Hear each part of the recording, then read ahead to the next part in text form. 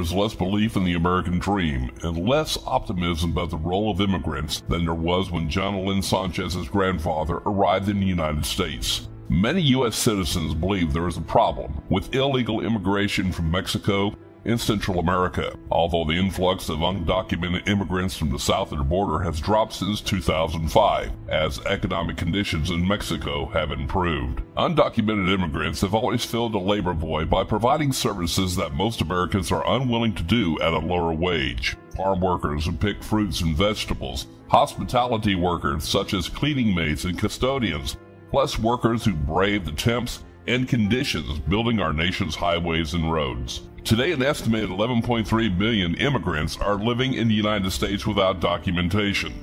Approximately 7.4 million of those originate from Mexico and Central America.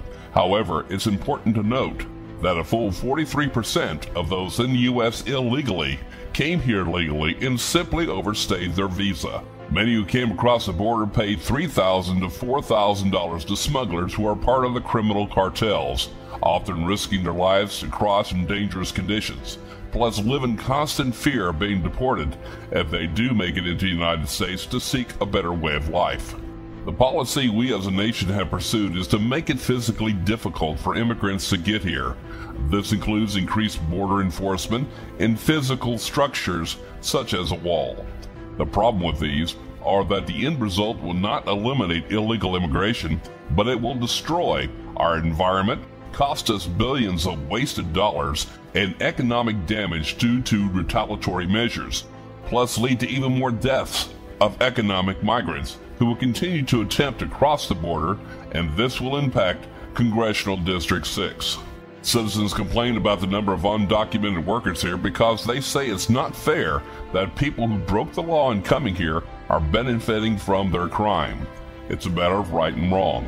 Furthermore, they feel they are paying the cost of providing for these immigrants in terms of emergency health care, education, and other social services. There is a wider fear that immigrants are not obeying the law and are using so-called anchor babies as a way to be allowed to stay. If you accept these problems to be true, then you also need to acknowledge that there are also some positive benefits of undocumented workers. They are being hired because there is a demand for cheap and flexible labor, particularly in construction, farming, food production, and the hospitality industry. We all benefit from the low cost of labor and do not pay any penalties for the abuse that might occur to these undocumented workers who live without any protection. Furthermore, in the clear majority of cases, these workers use Social Security numbers and pay income tax and Social Security without the ability to claim a refund. Billions each year is paid in federal taxes against fake or unmatched Social Security numbers. Any U.S. citizen earning at these low rates would be able to receive all or most of that income back. Jana Lynne Sanchez has a plan.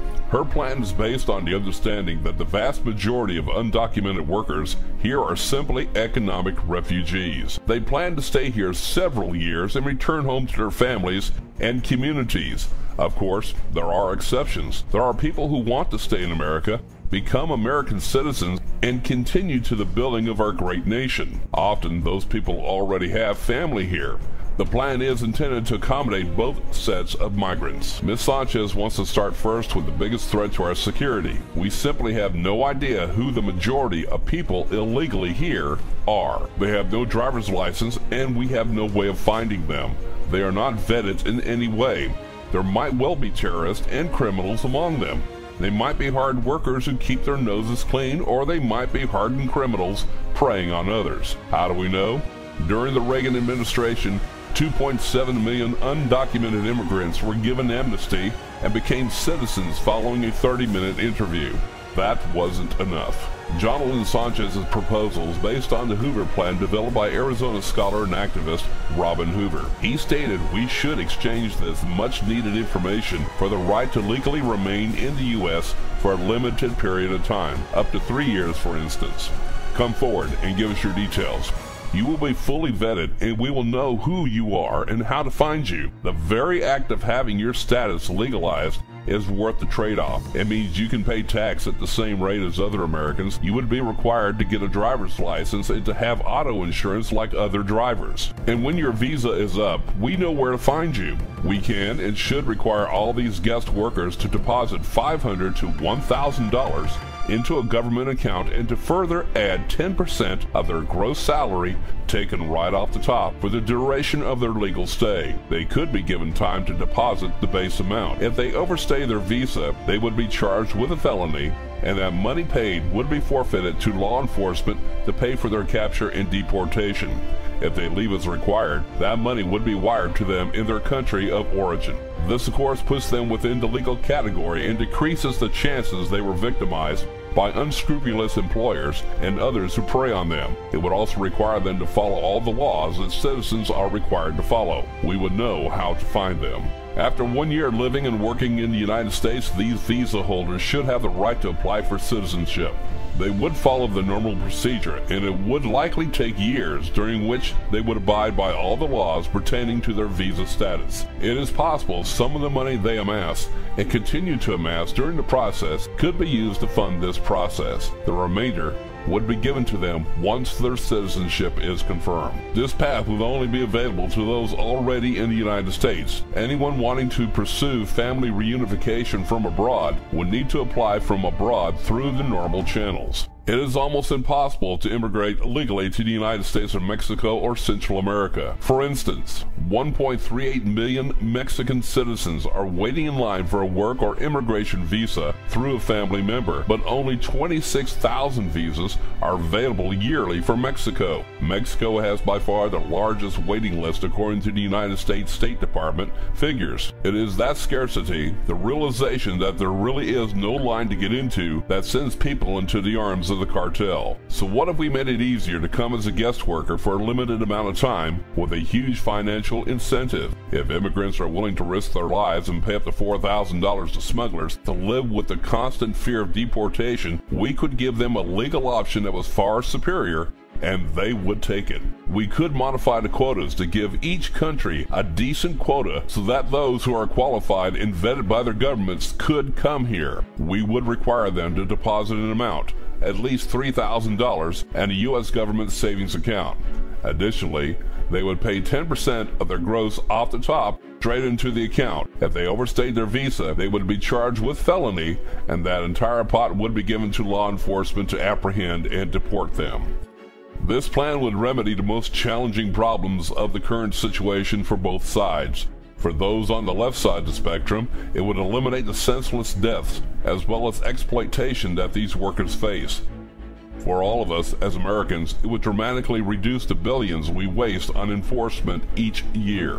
Jana Lynne Sanchez has heard a lot of people complain about anchor babies when undocumented immigrants have children so that the entire family would be given permission to stay. The reality is that this is impossible to accomplish in the short term, as it requires more than 21 plus years to benefit the parent. Children born to undocumented immigrants have the right to petition to bring their parents into the country from abroad, but the waiting list is 7 years, and they are not allowed to petition until they are 21 years of age. While it may be true that immigrants do in fact use this tactic, it is very slow and an unsuccessful one. So this is not an issue. Ms. Sanchez has been asked if she supports efforts to prevent the deportation of Dreamers. She does. Jana Lynne Sanchez believes Dreamers should be fast-tracked to citizenship and to never again face the terror of being deported back to countries of origin. They are tax-paying, contributing members of society who have faced through screening and who came forward voluntarily with their information. We need to welcome them as American citizens. If we will stop listening to hysteria, much of it designed to scare us, we can work together to come up with a creative solution that solves all the problems associated with illegal immigration. We can continue to fulfill the American dream that Ms. Sanchez's grandfather believed in more than 100 years ago when he crossed the border in search of a future for him and his family. His dream became reality, and his granddaughter is now running for Congress. For more information on Jana Lynne Sanchez's stance on immigration, go to www.sanchezforcongress2018.com. That's Sanchez for Congress 2018.com. There you will find more detailed information not only on immigration, but other issues voters in District 6 are concerned about. Vote Jana Lynne Sanchez for Congressional District 6 in the May 22nd, 2018 runoff. She is working hard for working families. Jana Lynne Sanchez for Congress, District 6.